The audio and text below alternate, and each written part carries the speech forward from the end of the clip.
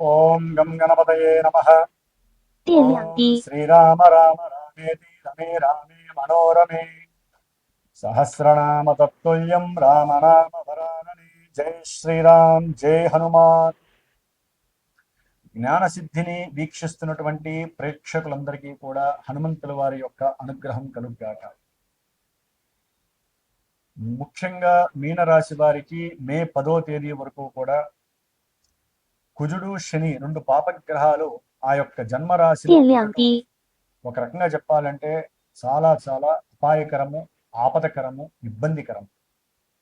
ఎందువలననగా శని కర్మకారకుడైతే కుజుడు కర్మల్ని వెంటనే ఫాస్ట్ గా చేపిస్తాడు, దుష్ట కర్మలని. కాబట్టి కుజుడు ఎప్పుడైతే శనితో కలిసి ఉన్నాడో ఈయన నిదానంగా చేసే పని ఆయన్ని ముందుకు తోసేసి చాలా ఫాస్ట్ గా చేసేస్తాడు. ముఖ్యంగా అనారోగ్య పీడ, ధనపరమైనటువంటి 电 ఎన్నో 量低， అసమతుల్యతమైనటువంటి ఇబ్బందులు, ఆటంకాలు, ధనపరంగా ఏదైనా పెట్టుబడులు పెడితే ఆ పెట్టుబడుల్లో ఆవిరైపోవటము, తండ్రి యొక్క ఆరోగ్యరీత్యా ధన నష్టము, తండ్రితో విరోధత్వము, కుటుంబంలో తను మాట్లాడే మాట సౌఖ్యకరంగా లేక బంధువులతో కానీ, ఆకస్మికంగా పరిచయమైనటువంటి వ్యక్తులతో కానీ, లేకపోతే వారు పనిచేసేటటువంటి ఏదైనా ఆఫీసుల్లో వాళ్ళతో కానీ, ఆఫీసులో పనిచేసే చిన్న వ్యక్తులతో కానీ, సేవకులతో కానీ, వ్యాపారంలో 电量低， అమ్మేటటువంటి అంటే వ్యాపారస్తులైతే గనక ఎవరైనా కొనుక్కోవడానికి వస్తే వారితో కూడా కర్కశంగా, రెక్లెస్ గా మాట్లాడటము, ఇష్టమైతే కొనండి లేకపోతే లేదంటాము, ఇలాంటివన్నీ కూడా జరగటానికి వాళ్ళ తప్పు కాదండి, ఈ కుజుడి యొక్క తప్పు, కుజశనుల యొక్క కలయిక. ఏలినాడి శని ప్రభావమే మీనరాశి వారికి ఎన్నో సమస్యలు అందిస్తుంటే కుజుడు జన్మరాశిలో ఉండి తగిలిన చోటే దెబ్బలు తగలటం, 电 ప్రతిసారి 量 ఏదో 低， ఒక మృత్యువు, ఆపద నా ముందుకు వస్తుందనేటటువంటి భయము, ఆందోళన కలగటం, తన మిత్రులకో, తన అన్నగారికో, తనకు తెలిసినటువంటి ఉద్యోగంలో ఎవరైనా సరే ఉంటే గనక పనిచేసే వాళ్ళు సేవకులు వారికి ధనాన్ని ఇచ్చి వాళ్ళు ఇస్తారో ఇవ్వరో అనేటటువంటి మానసిక ఆందోళన వీరికి పూర్తిగా రోగ బాధల్ని మిగులుస్తుంది. కాబట్టి ధనం మీద ఆపేక్ష ఉండటం కన్నా ధనాన్ని జాగ్రత్తగా 电量低， నిలుపుకోవాలి, ఎవరికి అప్పు ఇవ్వకూడదు అనే ఆలోచన ఉండాలి. అట్లాగే ధనపరమైనటువంటి సహాయము ఒకవేళ చేసినా, అప్పుగా ఏదైనా ఒక విషయార్థమై అప్పు తీసుకోనైనా సరే వ్యాపారంలో పెట్టుబడి పెట్టాలన్నా పూర్తిగా విరమించుకోండి మే 10 వరకు. ఆరోగ్యం పట్ల శ్రద్ధ వహించండి మీనరాశి వారు. కండరాలకి సంబంధించి, మోకాళ్ళకి సంబంధించి, అరికాళ్ళకి సంబంధించి, అట్లాగే ఏప్రిల్ 24 నుంచి 电 బుధ 量低， నక్షత్రంలోకి వచ్చినప్పుడు ముఖ్యంగా శ్వాసకోశ సంబంధిత బాధలు, రక్త సంబంధితమైనటువంటి ఎన్నో ఇబ్బందులు, రక్త ప్రసరణలో ఎన్నో సమస్యలు, గుండెకి సంబంధించినటువంటి సమస్యలు, మూత్రపిండాలకి సంబంధించినటువంటి రాళ్ల విషయంలో ఇబ్బందులు, అట్లాగే ఏదైనా సరే ఆస్తుల యొక్క విషయంలో, అమ్మకపు విషయాలలో, పూర్వార్జిత ఆస్తుల విషయాలలో కానీ, గృహపరమైనటువంటి విషయాలలో, 电量低， అన్నదమ్ముల మధ్య రాజీ లేక, కోర్టుకు సంబంధించినటువంటి కేసులు ఒక పట్టాన విడవక పూర్తిగా ధన నష్టము కలగడానికి అవకాశము, లాయర్లకో, న్యాయమూర్తులకో ఎవరికో ఒకరికి ఇవ్వటము, అది కూడా పూర్తిగా కేసే మిమ్మల్ని చెరసాల్లో బంధించడం కూడా జరిగే అవకాశం.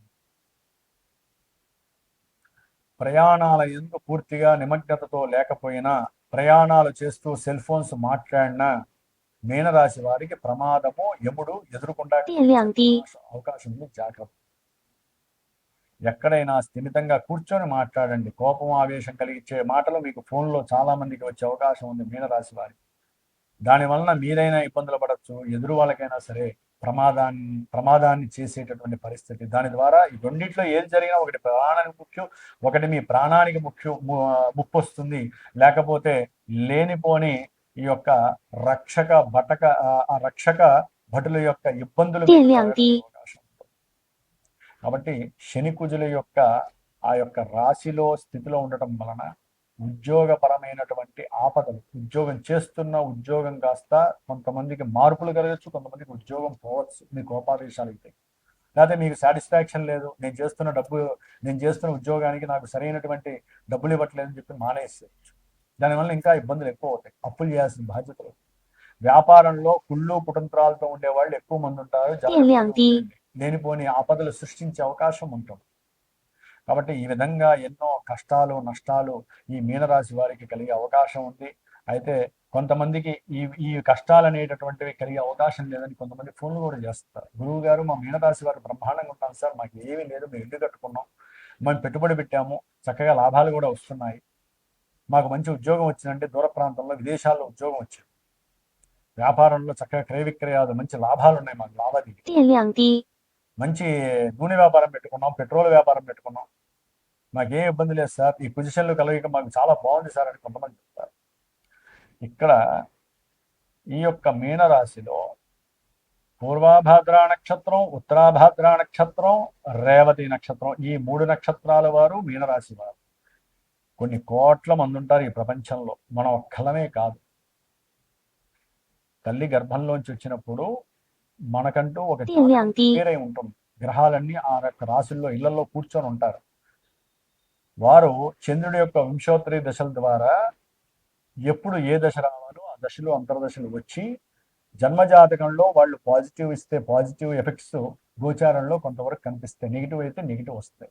కాబట్టి గోచార గ్రహాలు మారుతూనే ఉంటాయి ఎప్పుడు, బట్టి అవి మానసిక వికారాలని, మానసిక ఆందోళనని, మానసిక ఉల్లాసాలని, ఉత్సాహాలని, సంతోషాలని ఇట్లా మనసుకు సంబంధించినటువంటి స్థితులు మాత్రమే ఇస్తే గోచారం.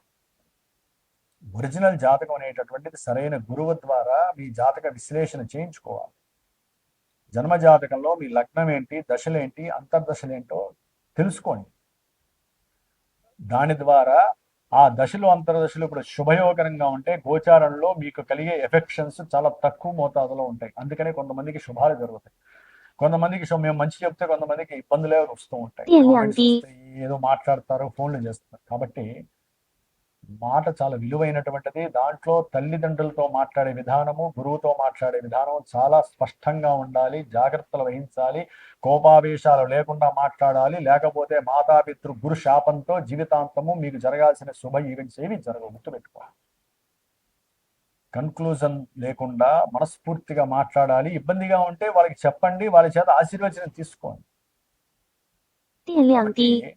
ఏదైనా సరే ఒక గురువు ద్వారా మీరు ఏదైనా వివాహ యోగ్యత ఉందా లేదా, సంతానము కలిగే అవకాశం ఉందా లేదా, ఉన్నత విద్యార్హత ఉందా లేదా, ఎందుకు ఆటంకాలు కలుగుతున్నాయి, రావాల్సిన డబ్బులు ఎందుకు రావట్లేదు, ఇవన్నీ చక్కగా మీకున్న ఇబ్బందిని చర్చించండి. అన్ని మూటగట్టి ఒకేసారిగా జరగవు ఏవి కూడా. కాబట్టి ఈ మీనరాశి వాళ్ళకి ఏలినాడి శని ప్రభావం పోవటానికి, ఆ యొక్క మే 10వ తారీఖు వరకు కుజుడు కూడా ఆయనతో కలిసి ఉంటారు, ఉగ్రులైపోతారు, కోప స్వభావాలు అయిపోతారు. కాబట్టి వీళ్ళిద్దరిని కంట్రోల్ చేసే శక్తి, వీళ్ళిద్దరికి అధిష్టాన దేవత హనుమంతుల వారు.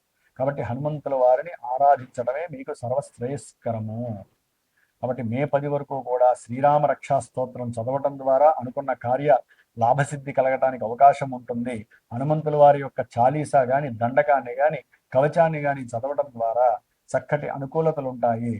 అట్లాగే రుణ విమోచన పాశుపత మంత్రాన్ని, రుణ విమోచక అంగారక స్తోత్రాన్ని గాని, శని దశరథ ప్రోక్తాన్ని గాని చదివినట్లయితే కొంత అనారోగ్య సమస్యలు కానీ, శత్రువులు కానీ పోయి చక్కగా రుణబాధలు పోయి కాస్తన్న ప్రశాంతత కలగడానికి అవకాశం ఉంటుంది.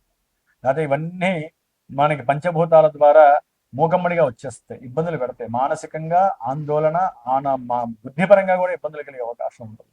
విద్యార్థులకి విద్యలో ఆటంకాలు కలుగుతాయి, భార్యాభర్తల మధ్య ఎడబాట్లు వచ్చే అవకాశాలు ఉంటాయి, అవసరమైన మాట తీరు, ఉద్యోగంలో సమస్యలు వస్తాయి. ఇట్లా ఎన్నో రకాల ఆకస్మిక సంఘటనలు కూడా మిమ్మల్ని ఇబ్బంది పెడితే, ప్రమాదాలు చుట్టుమెడతాయి. కాబట్టి హనుమాన్ చాలీసా చదవండి. కొంతమందికి కుదరదు కాబట్టి నేను చేసే శ్రీమాత జ్యోతిషాలయ పీఠంలో 70 రోజుల పాటు ఈ కుజశనుల జపాన్ని ఆచరిస్తూ నిత్యము కూడా మంజు సూక్త జప పారాయణ చేస్తూ హనుమాన్ చాలీసా చేస్తూ ఎవరైతే వారి యొక్క కోరికలు కానీ సమస్యలు కానీ నాకు చెప్తారో అవి రోజు నేను చెప్పి మే 10వ తేదీన విశేషముగా ఆదివారం రోజున హనుమంతుల వారి యొక్క సుందరాకాండ సర్గలని మన యొక్క కార్యసిద్ధి కోసం ఆచరించి ఆ యొక్క తీర్థ ప్రసాదాలన్నీ కూడా ఒక కంకణ రూపకంగా మీకు చేరవేసి మే 12వ తేదీ హనుమత్ జయంతి రోజున విశేషముగా హనుమంతుల వారి యొక్క హోమము, మృత్యుంజయ పాశుపత రుద్ర హోమము, సీతారాముల వారి యొక్క హోమము, నవగ్రహ నక్షత్ర హోమాన్ని దివ్యాంతి. ఆచరించి ఆ యొక్క హనుమంతుల వారి యొక్క భస్మని రక్షగా పంపించేటటువంటి ప్రయత్నాన్ని నేను చేస్తున్నాను. కాబట్టి మనస్ఫూర్తిగా ఎవరైతే బాధలు పడుతున్నారో, ఎన్నో రకాల సమస్యలు అనుభవిస్తున్నారో, ముఖ్యంగా శనికుజుల వలన ఉన్న బాధలు, శత్రు బాధలు, అనారోగ్య పీడలు, అనుకున్న ప్రతి పనిలో ఆటంకాలు, అవన్నీ కార్యసిద్ధి కలగడానికి చేసే ఈ ప్రక్రియలో మీరు కూడా పార్టిసిపేట్ అవ్వండి. చక్కగా ఫోన్ చేయండి. అనుకూలమైనటువంటి సంభావంతో మీరు కూడా ఈ కార్యక్రమాన్ని మీ 电量 వంతు సహకారాన్ని మీరు అందించి మీ యొక్క యోగక్షేమాలు బాగుండటానికి నా వంతు మంత్ర ప్రయోగాన్ని నేను ఆచరిస్తాను. సర్వే జనా సుఖినో భవంతు. జై శ్రీరామ్, జై హనుమాన్.